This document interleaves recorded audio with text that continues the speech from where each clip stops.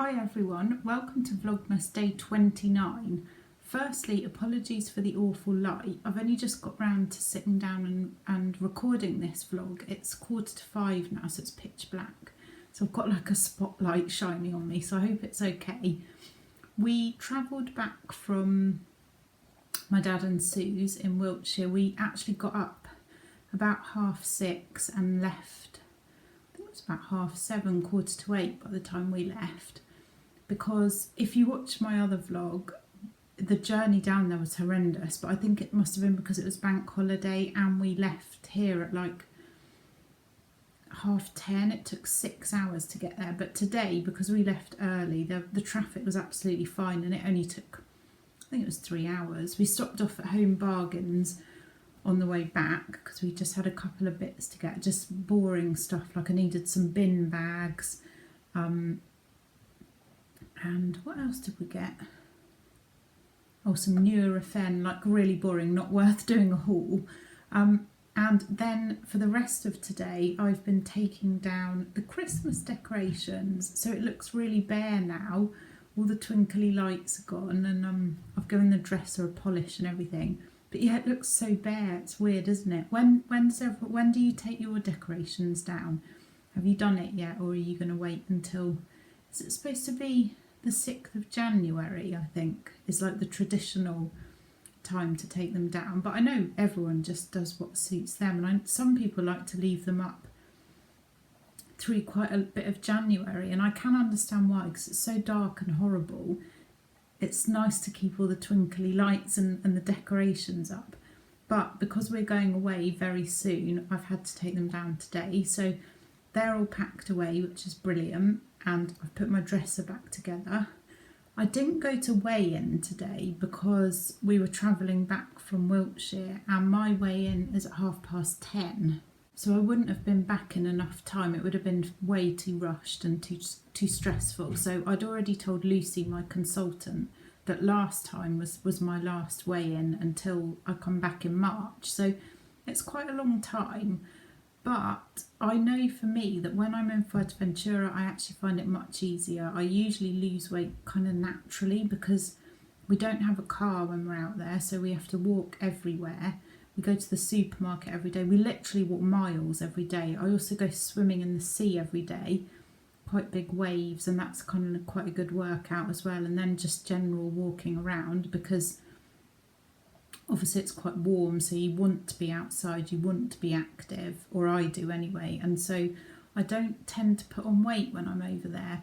I also can't weigh myself because the apartment that we hire is really basic and it doesn't have any scales. One of my friends actually has got some scales, but I try, and I do occasionally get on them, but I try not to get too obsessed. I kind of go with, if my wetsuit starts feeling a bit tight, then I need to cut back. But I'm going to actually try and lose a little bit more this year because, yeah, I want to get to my target this year. Anyway, I've definitely put on, I can feel it. I might get on the scales in the morning and I'll let you know,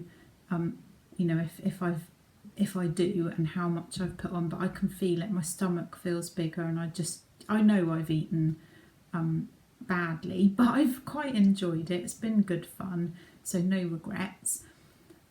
But now it's time to get back on it, to get back on healthy eating, and I just thought I'd share 3 tips that work for me of how to do that, because it's really, really difficult, I think, to actually get back on track, because the stuff I've been eating has been high in sugar, high in salt, high in fat. All of those things I get really addicted to, and then I find it really difficult to stop eating them. I just want to constantly eat chocolate and cheese and, crisps and all the yummy things that I have been eating. But actually, when I really think about it and think about why I started Slimming World or weight loss journey in the first place, I'm reminded that actually for me, it was always been about health. Not that I was unhealthy, but I think if I'd stayed at that weight, I've lost 6.5 stone now, and I think if I'd stayed at that weight, I would definitely have had health problems later on in life, or maybe,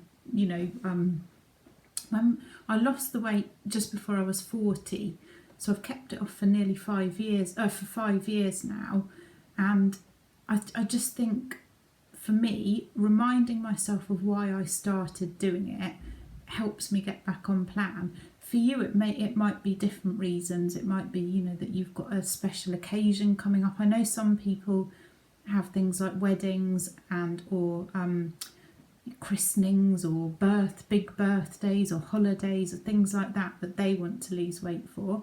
Other people, it's about what they're going to wear. They like to be able to get back into an outfit that they used to wear, or they want to be able to go and buy new clothes in a certain size.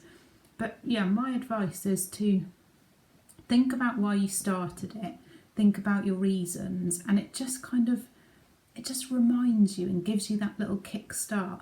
But don't beat yourself up about what's gone on, because that's gone. You've done it, you've eaten it. You know, I hope you all enjoyed it, and just move on from it. So that's my first tip.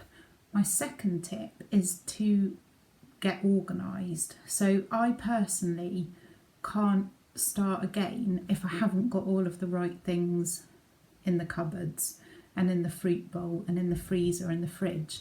For me, there's no point in trying to start again if I haven't got, you know, the usual things, all the fruit and veg, the lean meat and fish, plenty of, you know, free foods, pasta, rice, potatoes, all that kind of thing, tins, any snacks that you know help you on your Slimming World journey. So for me, I wouldn't even think about restarting until I've gone and done a big shop. And this year for me, that's probably going to be when we get to Fuerteventura, because I'm not going to do a big shop now. It just wouldn't be worth it. So it's kind of, for us, it's about eating up what we've got. However, I have kept things that I know are free foods and speed foods. So I'm planning on, you know, really trying to get back on it. But if I wasn't going away, I'd definitely go and do a big shop and get myself really organised. And then my third tip is go back to basics. Get all your books out, get all your recipe books out. Think about the things that you really like eating. Like for me, it's things like spaghetti bolognese with my healthy extra A of cheese and salad with it. Slimming World burgers and chips. What else? Chicken and roasted vegetables. You know, the breakfast that I like the pancakes that I make. I like porridge with my healthy extra B, and different lunches, things like jacket potatoes and omelettes, all this kind of thing. Obviously you'll have your own favourites, but just have a think about those. And then if you like planning, I would recommend making a plan. If you're not really a planner, you don't have to do it for the whole week. You could just do it each day. I sometimes do that. I just think, oh gosh, planning the whole week to me can be a bit overwhelming sometimes, especially if I have been off plan. So I would maybe try to plan each day. What am I going to have for breakfast, lunch and dinner? And I think then you're less likely to start thinking about other things that you might want that maybe aren't on plan, and try and base it all around your speed and your free foods and your healthy extras. Have your sins, because you know they are there to be used. But anyway, that's my advice. I don't know if anyone else has anything that they do. But so yeah, be kind to yourself and think about why you started it in the first place. Get organised, get all your foods in that you can eat.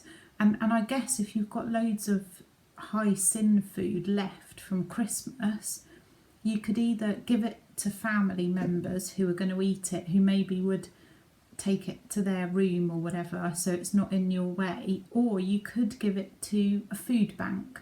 I've done that in the past, and people then really appreciate it, and it's not, you know, tempting for me, because I know a lot of people, even though you're doing Slimming World or a healthy lifestyle, you still tend to get given chocolates and things like that for Christmas.